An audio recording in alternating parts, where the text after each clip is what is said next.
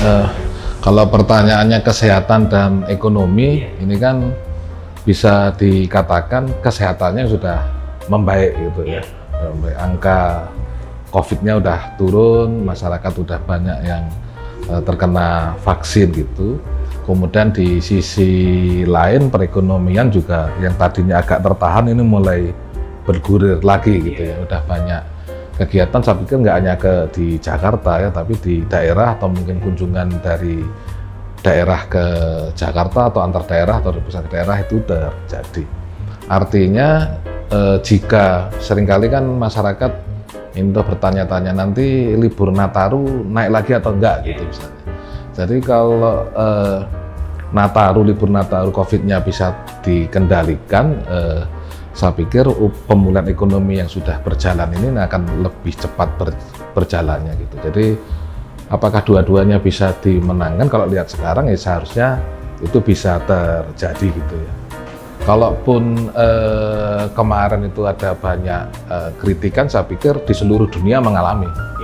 Artinya negara yang adidaya sekalipun, Amerika, Rusia, Cina, ya semuanya kolab akibat serangan COVID, dan kemudian ada upaya pemulihan, bahwa upaya pemulihan itu juga ternyata nanti ada problem politik, ada problem lain-lain, itu ya sedunia itu mengalami. Artinya bahwa yang dilakukan Indonesia bukan masuk kategori dia tidak berhasil, tapi dia kategorinya ada jalan untuk upaya memenangkan pertempuran itu.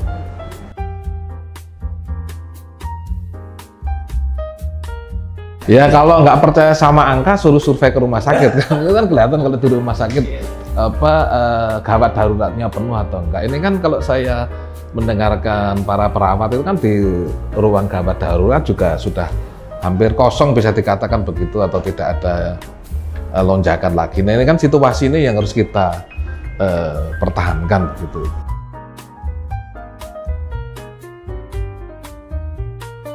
Optimisme saya pikir tidak hanya ditumbuhkan di kalangan pemerintah ya, tapi di masyarakat saya pikir geliat optimisme itu tinggi. Mungkin di masyarakat lebih tinggi, terutama di sektor swasta ya, karena dia harus bagaimanapun mencari penghidupan di sana. Nah dampak itu tetap ada, itu kan menurut saya pemerintah ini kan dalam melakukan upaya mengatasi COVID dan ekonomi itu kan satu ada segi kesehatannya, ada segi ekonominya, tapi kan ada segi bantuan sosial dan jaminan sosial. Artinya kan itu dampak itu kan satu tugasnya jaminan sosial dan bantuan sosial satu sisi itu, kemudian di sisi lain kan affirmative action ya, atau kebijakan khusus dari pemerintah untuk mengatasi problem kemiskinan ini yang salah satunya disebabkan oleh dampak COVID gitu. Saya pikir secara program, secara penganggaran ada refocusing dan lain-lain itu coba dilaksanakan oleh pemerintah.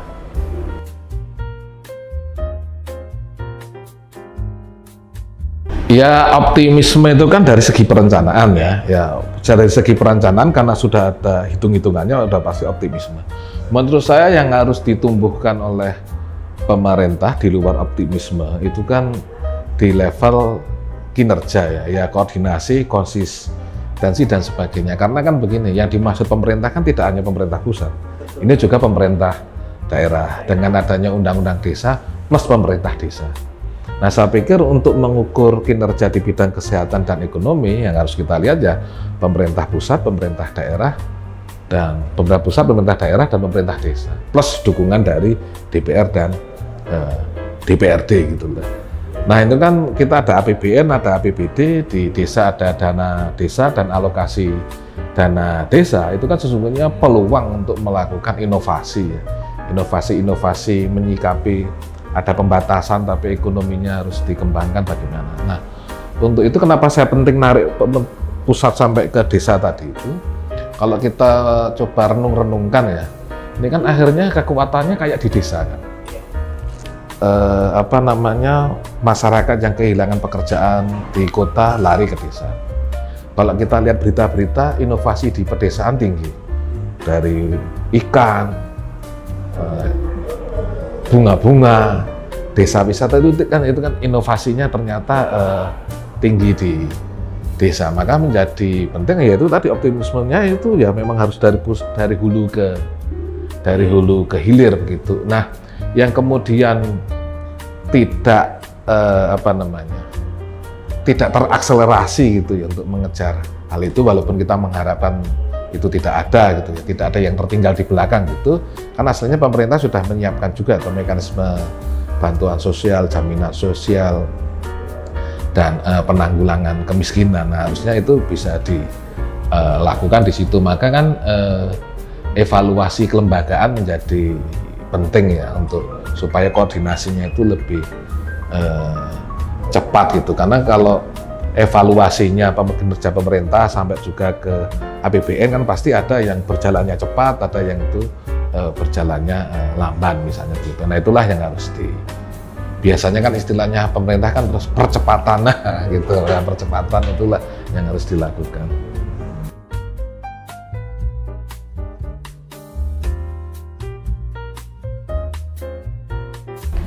Kalau kebijakan ekspor impor itu kan dua sisi harus kita lihat ya, sisi kemampuan kita berproduksi, kemudian sisi apakah di negara konsumen itu membutuhkan atau tidak gitu ya. Misalnya di konteks sawit gitu, sawit. Mungkin awalnya kita terpaku ekspor waktu masih CPO, tapi begitu kita mengembangkan ke bahan bakar nabati, itu kan berarti orientasinya tidak ekspor, tapi di bagaimana menciptakan energi baru terbarukan yang bersumber dari. Sama juga dalam konteks pangan ya, dalam konteks pangan itu kan kalau kecukupan produksi pangan dalam negeri dan cadangan pangan nasional itu kuat, itu pasti akan terkoreksi atas kebutuhan impor pangan, walaupun karena ada mekanisme perdagangan bebas, upaya memasukkan barang ke Indonesia itu pasti akan terjadi, tapi otomatis kan itu harapannya yang tidak memicu inflasi kan gitu. Soal kalau itu tadi barang ya, di sektor jasa, di pariwisata saya pikir juga begitu ya. Kalau di luar negeri angka COVID makin turun, jumlah yang vaksin makin tinggi, perekonomian mereka membaik sehingga punya tabungan untuk piknik istilahnya begitu, itu kemudian di Indonesia juga mengalami hal serupa, dan ini kan sudah diuji di Bali gitu ya, itu bisa bertahan terhadap proses transisi ini, pasti prosesnya akan cepat terjadi.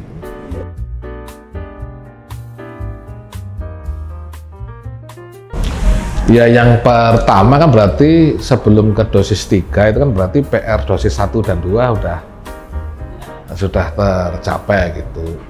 Nah, mungkin yang kalaupun masuk ke vaksin ketiga booster ini, harusnya kan prioritasnya memang mereka yang bertugas atau bertanggung jawab untuk menjaga kestabilan kesehatan maupun pendukungnya gitu ya. Ya, satu kan berarti tenaga medis, TNI Polri, karena walaupun mereka aparat pertahanan dan keamanan, tapi dalam kasus vaksin kan kelembagaan ini dukungannya besar. Cuman itu tadi, kalau 1 dan 2-nya nggak kekejar, kemudian tidak diprioritaskan ke tenaga kesehatan ataupun yang mendukungnya seperti TNI Polri, tiba-tiba dijual belikan atau orang kaya, itu kan pasti wah diskriminasi ini ya gitu.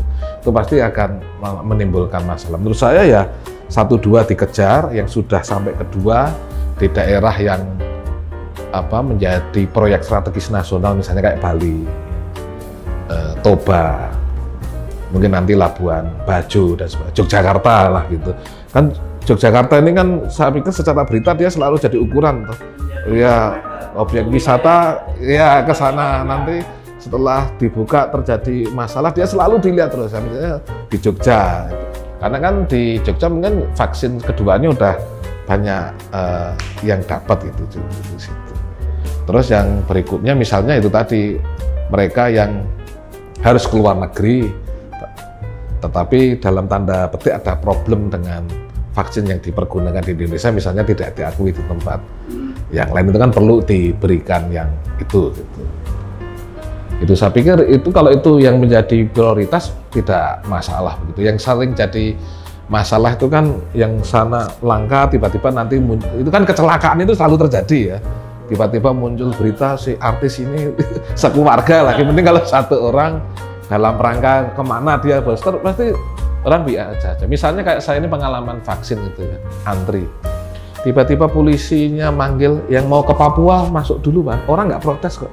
Karena ngerti ini kan atlet yang mau bertanding, jadi mungkin harus ngejar pesawat dan sebagainya, orang nggak problem. Tapi kalau tiba-tiba nggak ada cerita apa terus dia duluan, kan mesti problem. Aslinya kan di situ ya. Jadi ya ada kebijakan, ada juga kadang pengelolaan opini berita gitu ya, bukan mengontrol media. Kalau mengontrol media kayak zaman dulu dialog dengan media agar bisa memberitakan yang pas itu, sehingga termasuk instansi ya rumah sakit dan sebagainya enggak berita soal terjadi diskriminasi atau pengistimewaan terhadap golongan tertentu yang punya duit itu tidak terjadi.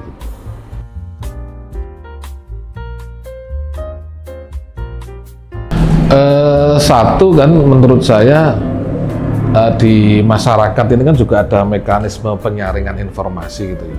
Menurut saya hoax soal virus, soal COVID, ya soal vaksin itu turun karena masyarakat yang percaya sama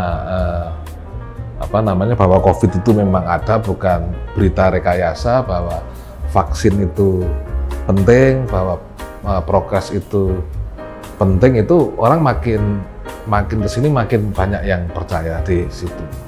Kemudian yang kedua saya amati kan bantuan langsung tunai itu kan diterima masyarakat. Soal ada selisih, ada yang tidak terdaftar dan sebagainya, itu ya mesti terjadi ya. Tapi menurut saya itu barangnya nyampe dan mekanisme kontrolnya itu ada. Itu misalnya si A ini dapat, coba dia dibelanjakan atau enggak gitu. Nah, itu mekanismenya itu terjadi gitu. Nah kemudian yang ketiga adalah bagaimana masyarakat membantu. Itu tadi kenapa saya bicara arti penting desa. Ya, karena desa itu ya memang satu ya, mayoritas masyarakat kita tinggal di pedesaan satu itu. Yang kedua, kalaupun ada perumahannya juga ikut desa, perumahannya di yang pinggir-pinggir itu. Nah, pemerintah desa itu memiliki tanggung jawab dan kewenangan yang besar dalam konteks satu, bantuan jelas dia, yang penyalurnya ya, dari verifikasi. Vaksin dia juga. Kemudian program-program pemberdayaan, alokasinya ada di dia juga di desa. Jadi kalau desanya, pemerintah desa, warga masyarakatnya itu musyawarah desanya bagus, itu nampaknya inovasinya muncul itu kok. Untuk mengatasi ekonomi ini caranya bagaimana ya? Itu saya pikir udah ada banyak variasi, contoh bisa dicek di Kementerian Desa Aneka Inovasi Desa gitu. Nah itu proses membantunya gitu. Kemudian yang terakhir, tradisi kegotong royongan kita ini yang kadang berupa relawan dan sebagainya itu kan tidak hanya di level kebencanaannya, tapi termasuk COVID, termasuk relawan di kelembagaan agama itu menurut saya penting karena dia satu mengakses umat secara langsung, tapi kemudian juga dia lembaga yang terpercaya, sehingga kalau gereja, kalau masjid dan sebagainya yang menyalurkan, nampaknya bener ini, tidak terjadi sesuatu yang lain gitu.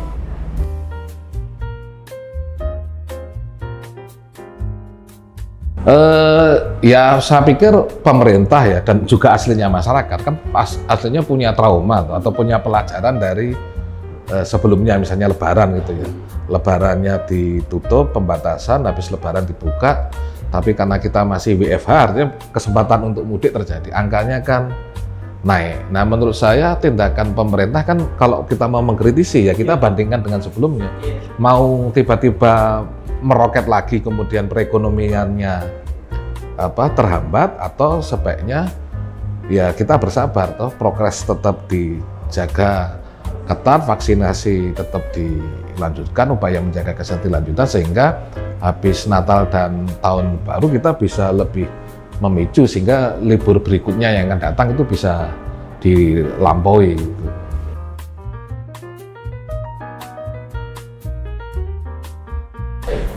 pesannya adalah satu, kebiasaan yang sudah baik ya, menaati protokol kesehatan, tidak berkerumun, cuci tangan. Cuci tangan itu kan kayak sepele tapi kan ternyata penting, dan sekarang saya amati di tiap rumah itu kan selalu ada di depannya untuk cuci tangan itu. Kemudian yang belum vaksin ya sampailah ke vaksin, kemudian menjaga pola hidup yang sehat dari pola makan, pola tidur, pola istirahat, pola rumah, cahaya matahari harus masuk, dilakukan. Nah, kemudian menghadapi ekonomi yang tidak menentu, terutama yang terkena dampak atau yang potensi terkena dampak, satu kan bantuan sosial ataupun jaminan sosial dari pemerintah itu kan ada, itu mungkin bisa dimanfaatkan ya. Tapi memang kontrol dari masyarakat mungkin penting di sana untuk mengecek apakah bantuan itu datang atau enggak atau bagaimana gitu. Itulah arti penting ketua RT, ketua RW, kepala desa melakukan itu.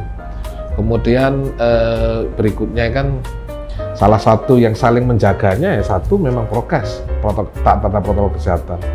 Yang kedua adalah taat untuk mengikuti vaksin secara penuh gitu ya. Yang kemudian yang ketiga adalah membantu sesama.